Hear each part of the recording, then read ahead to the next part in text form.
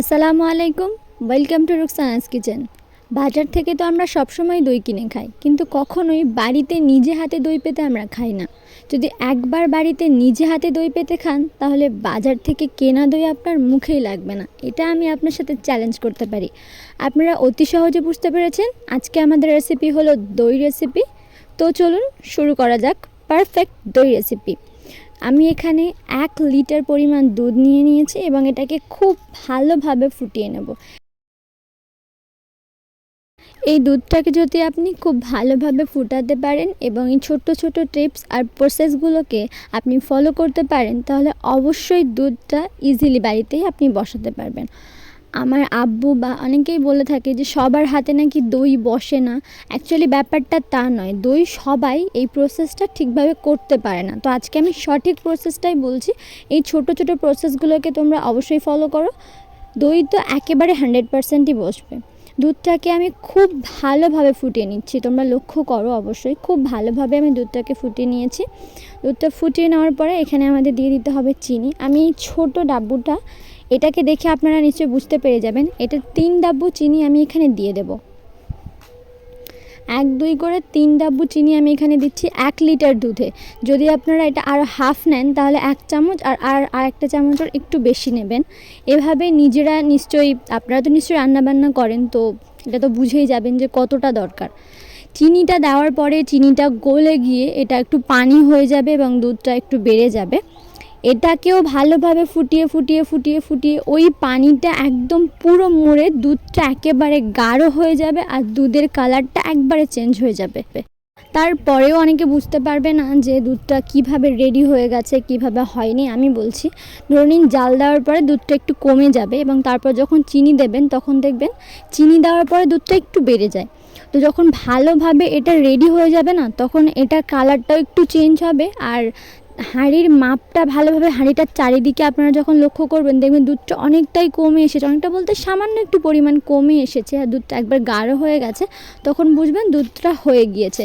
এই যে চিনি গলা পানিটা, এটা টেনে একেবারে নিয়ে নেবে। তারপরে হুটপাট করতে যাবেন না, তাহলে ওই যে চিনিটা ভালোভাবে গলবে না, তার পানিটা টানবে না, দইটা হবে না। তো দুধ আমাদের প্রায় হয়ে এসছে। এরকম ফুটিয়ে ফুটিয়ে ভালোভাবে নাড়তে হবে, একদম ঘন করে নিতে হবে।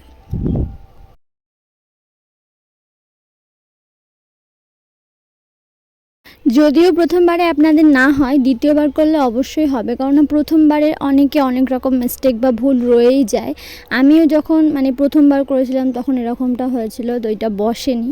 ভয় পেয়ে যাবেন না, প্রথমবারে কোনো কারণে আপনার মিস্টেক হতেই পারে। আপনি তো না জেনেই বা জানেন না বলেই নিশ্চয়ই ভিডিওটা দেখছেন, আপনি যে একেবারেই পোক্ত তা নয়। তো যতটা পারবেন ততটা, প্রথমবার যদি ফেল হন, দ্বিতীয়বার যদি করেন তাহলে অবশ্যই সাকসেস হবে। তো দুধটা আমার হয়ে গেছে। এখন কাজটা হচ্ছে এটা ভালোভাবে অনবরত নেড়ে নেড়ে নেড়ে নেড়ে ঠান্ডা করে নিতে হবে। আমি গ্যাস থেকে এটা নামিয়ে নিয়েছি। গ্যাস থেকে নামিয়ে নেওয়ার পর যাতে শর্টটা না জমে, সেই জন্য আমি বারবার নাড়িয়ে নাড়িয়ে এটা ঠান্ডা করে নিচ্ছি। যখন হালকা হালকা একটু এটা হালকা যখন একটু গরম থাকবে, ঠিক সেই টাইমে আমি একটা স্টিলের ডেকচি নিয়ে নিয়েছি। সেইখানে বাজার থেকে কেনা দই 1 চামচ নিয়ে এটার গায়ে ভালোভাবে দিয়ে দিচ্ছি। বাজারের কেনা দই একটু লাগবে, টক দই না, বাজার থেকে মিষ্টি দই যেটা হয় ওটাই লাগবে, টক দইয়ে দই বসবে না। তো কেনা দই আমি নিয়ে নিয়েছি এবং এই ডেকচিটার চারিদিকে আমি ভালোভাবে দইটাকে দিয়ে দিচ্ছি, মাখিয়ে দিচ্ছি। জাস্ট 1 চামচ হলেই এনাফ হয়ে যাবে। দিয়ে দিচ্ছি, দিয়ে দেওয়া হয়ে গেলে তারপর দুধটাকে দিয়ে দেবো। দুধটা যেন একদম গরম না থাকে, জাস্ট হালকা একটু গরম। আপনি হাত দিলে আপনি সেটার গরমটা সহ্য করতে পারবেন, এরকম গরম, হালকা গরমে এটাকে দিয়ে দিতে হবে। আবার পুরো ঠান্ডা করলেও হবে না, এটা অবশ্যই মাথায় রাখবেন। তো এই দইটাকে আমি দিয়ে দিচ্ছি, দই বলে ফেললাম, দুধটাকে আমি এখানে দিয়ে দিচ্ছি। দিয়ে দেওয়ার পর এবার হচ্ছে একটা লাস্ট স্টেপ, এটাকেও আমাদের খুব ভালোভাবে ফলো করতে হবে। আমার মা কি করছে তারপর দেখো, একটা পেপার চাপা দিয়ে দিচ্ছি সেটার ওপরে।